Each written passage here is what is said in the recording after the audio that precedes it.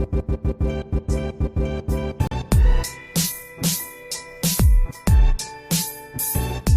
I'm Jing Hong, and I'll be talking about behaviors of road users in Shanghai. Traffic in Shanghai is rather hectic.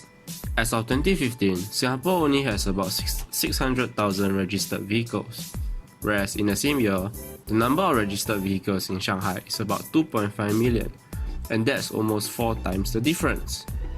The main preferred mode of transportation around here is PMDs, which includes but not limited to bicycle and e-scooters.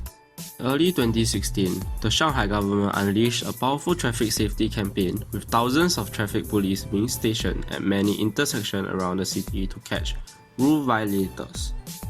Results have been very impressive, with a drop of 24% in overall accidents, 14% in deaths, and 47% in injuries between March and November 2016, over the same period in the previous year. There is a dedicated lane for PMDs in Shanghai, as seen here, but in some cases, people insist on riding on the pedestrian path, which may cause accident if you are not careful. It's as if that cars are the king of the road in Shanghai, while pedestrians are just moving obstacles for drivers to get around as quickly as possible.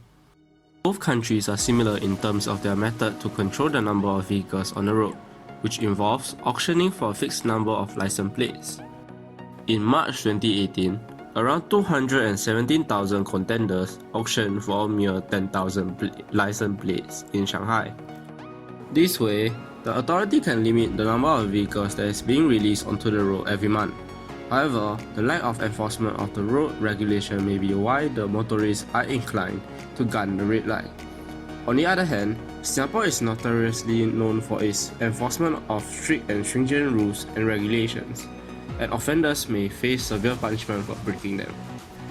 When Chinese tourists come to Singapore or vice versa, they may receive a culture shock as the traffic conditions are so different from what they had at home. As a result, Chinese tourists often appear on our newspaper for being unreasonable. One way to mitigate this is for the Chinese government to better enforce their road laws and regulations, as this way, the Chinese will be a better road user in both their home country and the country that they are visiting, hence increasing the reputation of Chinese tourists around the world, making them more welcomed by the locals, thus promoting interactions between them and cultivate understanding between citizens of both countries. In a nutshell, this trip has changed my impression of China and made me a better person as a whole.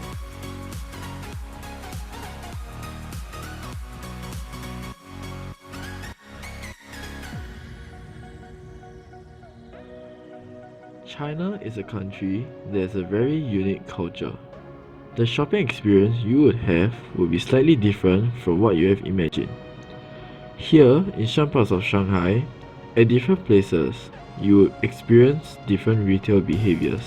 At places like Nanjing Road, you would find that the retail shops are very much like Singapore. The entire street is lined with huge shopping malls with a wide spectrum of shops. My experience there was a pleasant and enjoyable one, as the retail behavior there are passive in their marketing and customer service. They were friendly and are always willing to help me if there are any problems or inquiries. Some are so enthusiastic that they dress up on costumes to promote their company and product. How they behave towards us customers has made me feel very welcome and delightful. Whereas in the more remote and rural areas like the AP Plaza, they were more aggressive in their tone and marketing as compared to Nanjing Road.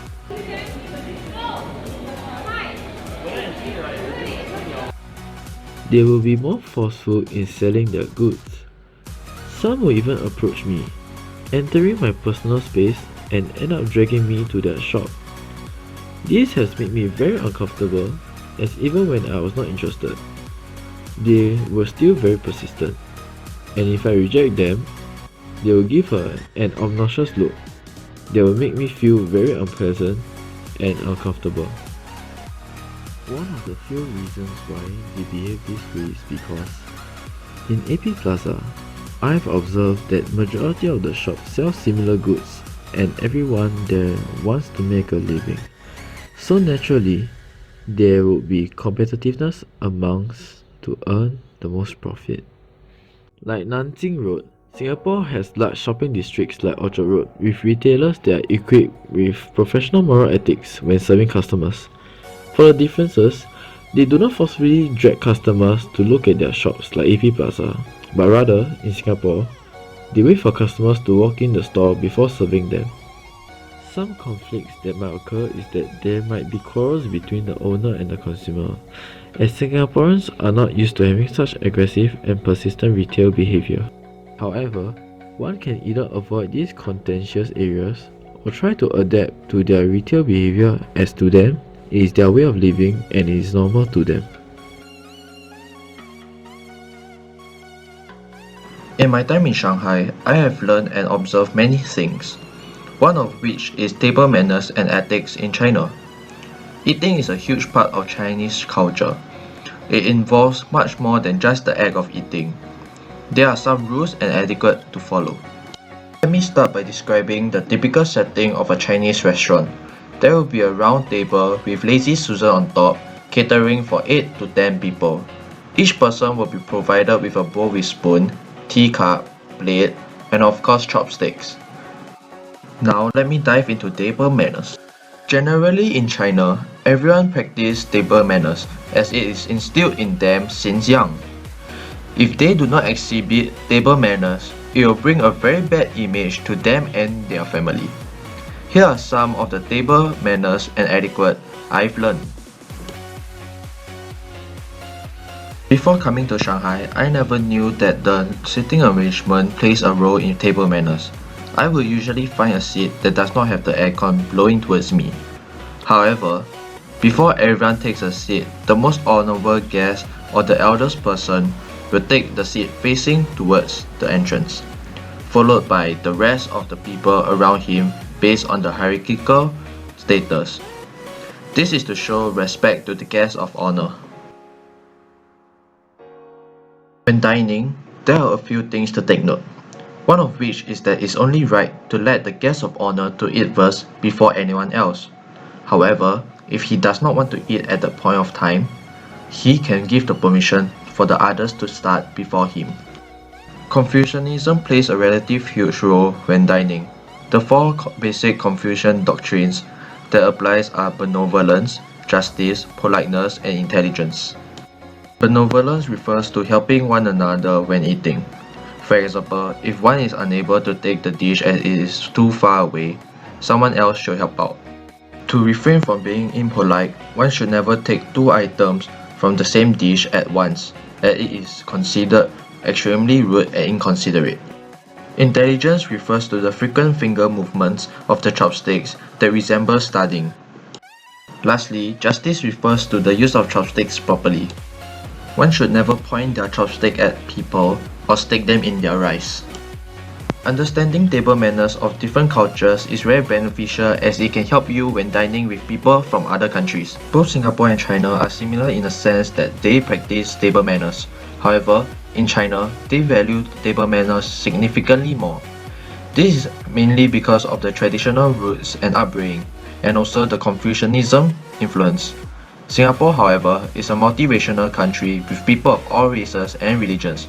Hence, the Chinese table manners is practiced less. This trip was truly spectacular. I've learned so much about China within these 3 weeks. Before coming to Shanghai, I always had a bad impression of China. However, coming to experience life here changed my impression totally. It is no doubt a breathtaking experience.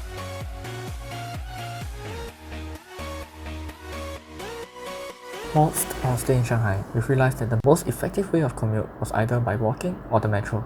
On the first day that we've arrived, we were extremely shocked by the behaviors of the motorcyclists and PMD users, as it appears as if they were all entitled to both pedestrian walks and their own roads. So much so that on the first day, some of us almost collided with the motorcyclists even though the green man was illuminated. We will slowly realize that it is part of their culture where their goal is to get from point A to point B in the most effective and quickest way possible. And amongst their goals, safety for themselves and others are certainly not one of them. Okay, so now we're at Shanghai Circle Small Station and we're gonna go to People's Square Station. So come follow me, you're gonna take a look at how it feels to take the MRT here. One thing I've realized is that people here walk faster than in Singapore, and at times I found it a struggle to keep up. This can be attributed to the fact that they have an extremely fast-paced and competitive society, and this is evident in that Shanghai, although taking up 0.06% of the country's land area, while it pushes 8.3% of the country's economy, with its GDP valued at a staggering 3.27 trillion yuan. Metro being one of the most popular forms of commute, it is inevitable that at peak hours, the metro stations may be extremely crowded, that one may be subjected to quite a lot of pushing about and physical contact. Before entering the metro stations, our mentor reminded us to keep our items close to ourselves because pickpocketing is still an issue in Shanghai, and this is ever more so due to the sheer density of the people in the stations. If the train were to be full, people do not simply wait for the next train, but rather they will run and push into the train. This can potentially cause harm and injury to the people near them. But in this society, it is widely ignored. Its reasoning for the actions are the same as mentioned previously. People are self-centered and focus on getting their destination, because, respectively, punctuality is deeply rooted into their culture. Inside the train, however, it's a whole different experience. Everyone is extremely quiet and their behavior is nothing like as described by stereotypes. Everybody appears to be civilized. It's undeniable that this trip has definitely been an eye-opener for me to travel to a foreign country to learn about other people's culture. It is also certainly undeniable that the wide coverage of transport systems in Shanghai has allowed us to travel to many beautiful attractions. Although Singapore is a fast-paced society, Shanghai is faster. In Singapore, we appear to be more civilized in the stations, but in Shanghai, there are many cases of nuisance or inconvenience. Singaporeans value punctuality less than that in people in China. Chinese people think of punctuality with utmost importance. Both Singaporean and Shanghai commuters are heavily dependent on public transport to get to school or even work. Both countries have extremely efficient public transport and coverage spans throughout the entire country.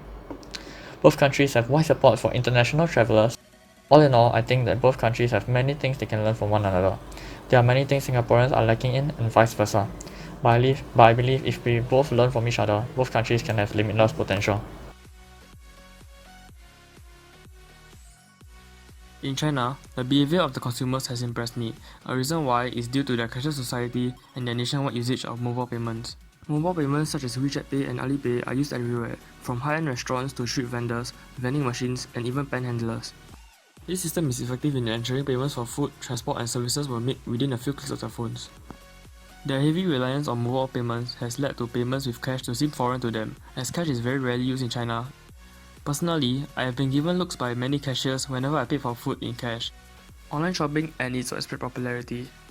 Consumers in China love online shopping and their weekly usage has dominated online shopping across the world. A survey of 15,000 global online shoppers by PricewaterhouseCoopers found that 75% of Chinese consumers shop online weekly, compared to the global average of only 21%. Online marketplaces like Taobao and Alibaba also have up to 550 and 600 million monthly users respectively. Furthermore, each time I went downstairs to my hotel, I would see many parcels being delivered to rooms. Lastly, consumers will pay more for better quality products. Consumers have a general desire to flaunt their wealth, which fuels their willingness to fork out more money for higher quality goods. In China, where fake goods are commonplace, people are more careful when shopping and prefer spending more money to get real branded goods over counterfeit ones. Similarities. In Singapore, online shopping is also popular, with more than half the population using e-commerce today. With apps like Lazada, Carousell, and more being used, a study has shown that 26% of Singaporeans shop once a week and 58% shop once a month. This shows that despite Singapore being smaller, online shopping remains as a ubiquitous pastime in both Singapore and China. Differences. Mobile payments are not as widely used in Singapore as in China. However, as of 2019, this is starting to change, with mobile payments becoming more popular through apps like PayLah and PayNow. Singaporean consumers are generally more conservative and are only keen on buying when there are discounts, which is evident in the large crowds whenever big sales or discounts occur anywhere. These differences will result in conflicts. Singaporeans will still use cash in payments and do not rely as heavily on mobile payments as the Chinese. This will surprise them as it may seem like an inefficient payment process. Likewise, due to their frugal mindset, Singaporeans will be surprised to learn that the Chinese do not mind spending more money to get higher quality products. As such, it may be hard for them at first to adapt to each other's lifestyles. However, I believe that actions can be taken. If the Chinese learn of Singapore's rising influence of mobile payments, as well as understand the mindset of consumers to get the cheapest products, they will be able to understand the consumer lifestyle in Singapore. Similarly, if Singaporeans learn of China's fast-paced society and the efficiency of mobile payments, I believe the consumers of both cultures will eventually understand each other and get along just fine.